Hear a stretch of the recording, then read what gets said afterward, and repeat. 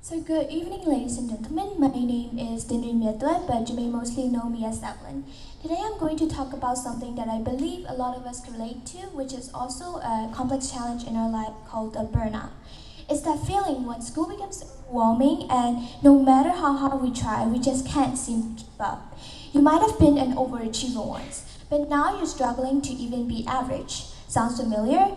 Well, it happens more often than we think and is perfectly fine. The most important thing to remember is that you can get back up, even when it feels like you've hit rock bottom. Before we talk about how to overcome burnout, we need to know exactly what it is. Have you ever had a time when you feel emotionally, mentally, and physically exhausted, even after sleeping? It's not just about being tired, it's much deeper than that. Burnout is when you feel like you've lost all motivation to do something you once cared about, like your studies. You're constantly stressed, your performance drops, and your energy disappears. Does this also sound familiar? So why do students, especially high-achieving ones, experience burnout? Firstly, let's consider the workload.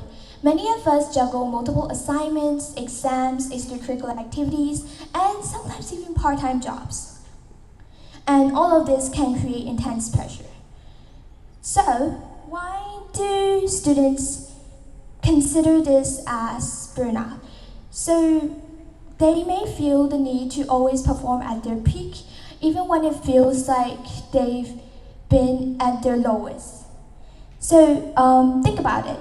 Do we expect our phones to run without ever charging them? No, they need time to recharge, and so do we. Our brains and bodies are no different, yet we often don't allow ourselves the time to recharge or rest. So, what can we do if we feel like we're losing ourselves? And the next logical question is, how can we recover from burnout? Is there a magical solution to feeling motivated and productive again?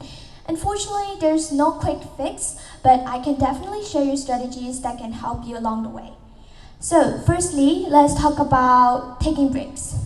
Our world often equates being busy with being productive, but is that always the case? Sometimes the most productive thing we can do is to take some time off and enjoy your life.